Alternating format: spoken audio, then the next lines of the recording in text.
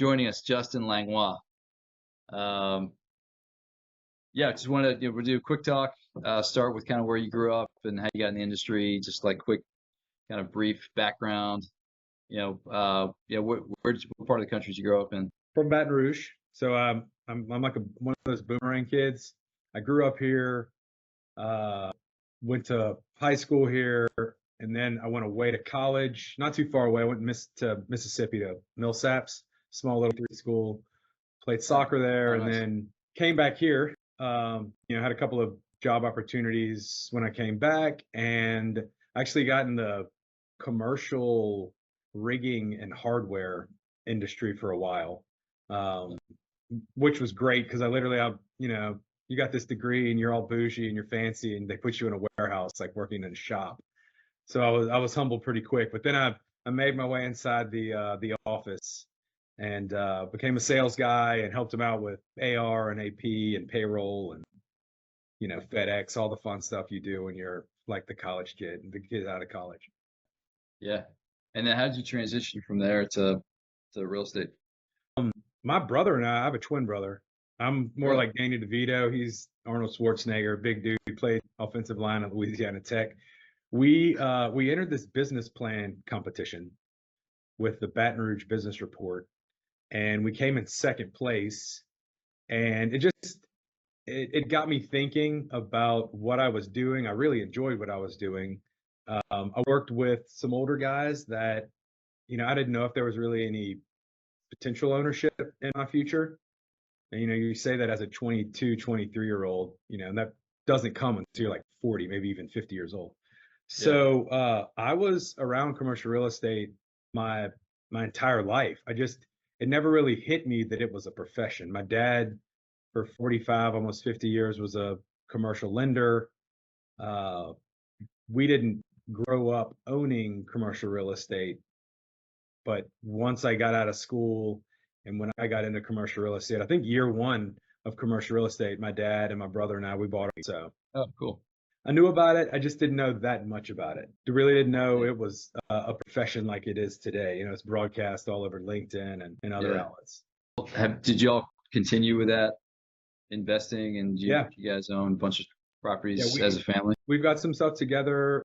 We put some money into a bank that started up here in Baton Rouge that acquired another bank in Louisiana. We've put some money into some deals through the company that I work with, Sterling. Almost like syndicates, I guess, GP LP structure, which to me is the fantastic form of ownership. You get a check in the mail, you don't have to worry about tenants, leasing, property management issues, maintenance, that kind of stuff. Yeah. Cool. And then how did your brokerage career, how did that start? I remember I asked my dad, I was like, this is something I really want to do. I didn't want to lean on him or like go to one of his buddies, talk to them about it. So he recommended 3 or 4 places. I interviewed with them. Of course, I liked the young, hip, cool office. And he was like, I'm telling you, go with like the old dogs. He's like, surround yourself.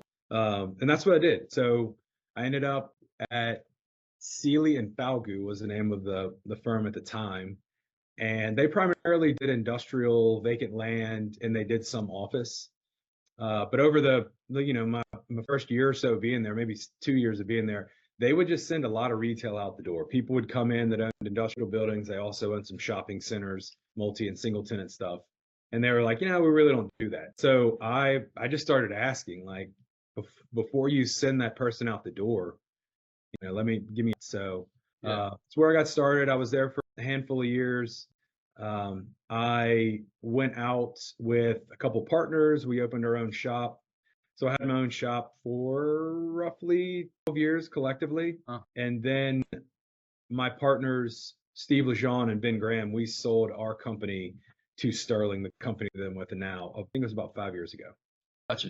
Yeah. What kind of drove great offer, bigger reach? It was a solid offer. Blaine Strickland, our mutual buddy, commercial real estate coach, old Blaine, he actually helped.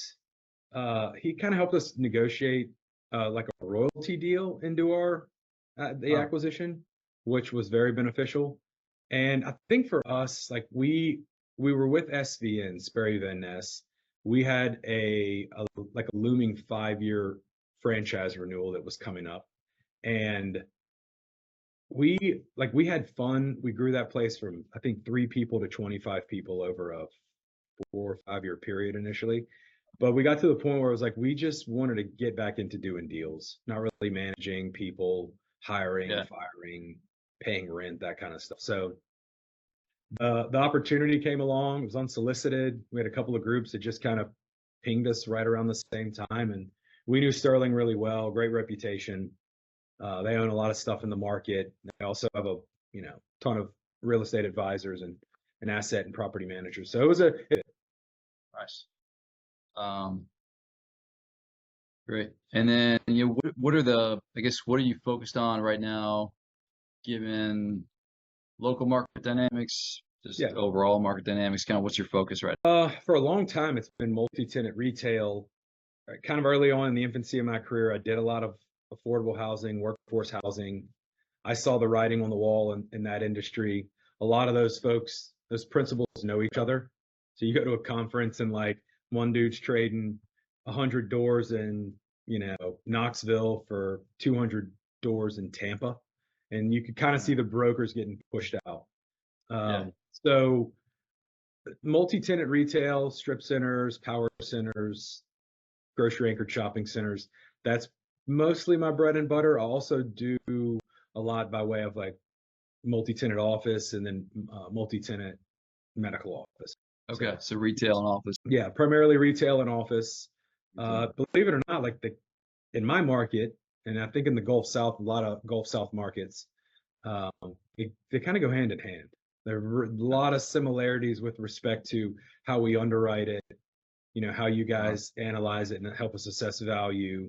The yeah. leases are somewhat similar, so there's a lot of synergy between those. Yeah, that's a good point. Yeah, the similar.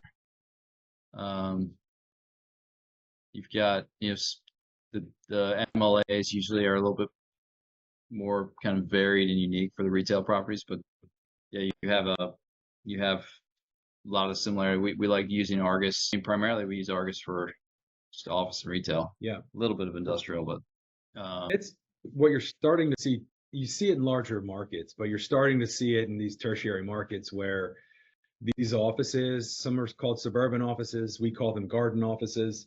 They tend to be smaller, 10,000 square feet and under. mhm. They're kind of morphing from a modified gross or gross lease to net, and now we've got double nets, and then we've actually recently done a handful of triple net office lease, which Yes. was pretty rare. I mean, the office world, like the office building I'm in, it's a big 10-story class A office building, and it's full service. You pay one, you write one Uh, check and everything's taken care of, from electricity to janitorial to landscaping and taxes and insurance. So it's you're seeing people pay more for some sort of standalone office, or an office maybe like in a smaller office park than they would, in like a class A office building. It's also I yeah, think one of the issues that's hurting class A, aside from, hybrid work from home stuff. yeah, yeah. Yeah, what drives? I mean, like in Denver, the Class A towers, they're all triple net structures, but then when you get into Class B suburban, it's more of that kind of gross structure, full service growth with base years. What drives kind of like, we worked with one client that he has a lot of tenants, a lot of smaller tenants, but a great market. He was able to change structure for all new tenants to triple net because Yeah, we were looking in the future, and you can see, his taxes were pretty low, and they're about to. So we're like, if you go yeah, triple net, then you'll be able to recapture that. Um, so that's what he did, and it really worked out for him. yeah. No, I mean, I tell people all the time, I'm like, take less base rent today for a triple net lease. Even if you cap controllable expenses. Your non-controllables are things like taxes and insurance. But controllables are like the dumpster company, the street sweeper, parking lot sweeper, the grass cutter. You know, you might have a little bit of leakage there where, landlord's paying $200,000 a year for these services and he's only getting reimbursed 150 or, 100. But dude, you're so much better off, especially in an Argus model 5-10 years from now, when you're capturing those expenses. Otherwise, you're resetting that base year on the higher Yeah. taxes, and yeah. Cool. Yeah. Anything else you're seeing in in the local market? Like, how does the rest of the year looking for you in terms of Yeah. transactions, like BOVs? Kind of what are you seeing right now?